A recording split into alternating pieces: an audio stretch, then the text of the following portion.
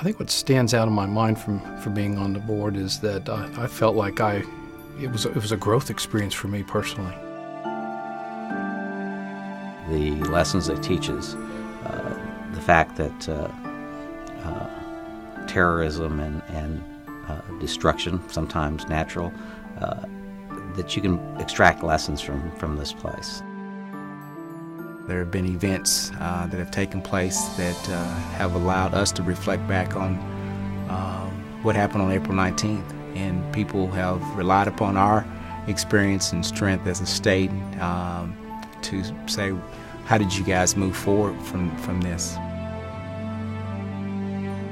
It's perhaps providential and how this relationship first began, because it traces its way back to April 19th, 1995.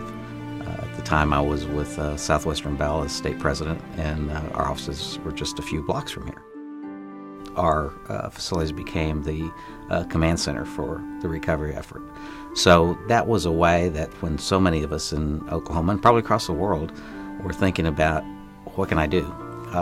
We had an outlet. Those that from OG&E that were part of the memorial or part of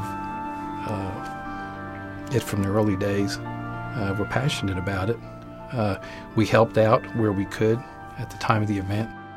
My understanding of this memorial started to come into fruition when I was working as a staff member for Congressman Watts. I remember family members and others that were involved in those discussions coming to the congressman's office and sharing what the loss meant to them, not knowing, then that I'd end up sitting in a boardroom, to see that all of what their vision was had come to fruition. The event, even though we may not have known the people directly, we feel that they're part of the bigger family of Oklahoma City. And that the experiences, the education that we can draw from this, the historical perspective on it, all continue to show how relevant us evaluating and remember what happened here is to our country.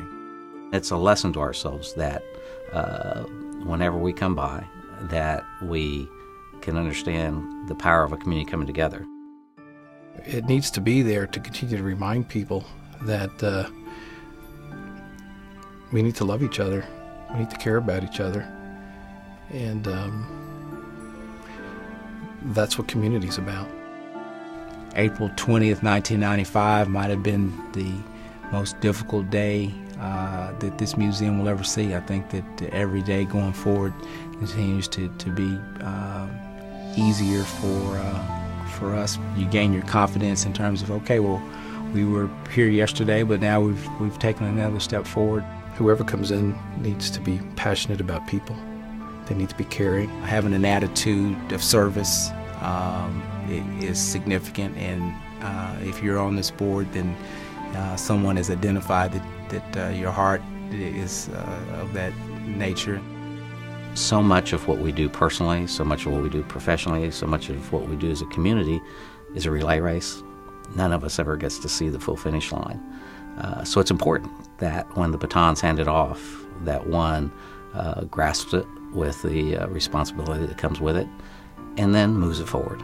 They need to listen to what the needs of the memorial are, and then to, as an individual, help where they can. Treasure your turn on the relay, and know that it's important and significant. We may never see the outcomes of that, but the responsibility is important, and I think anybody that's asked to serve here understands that pretty quickly.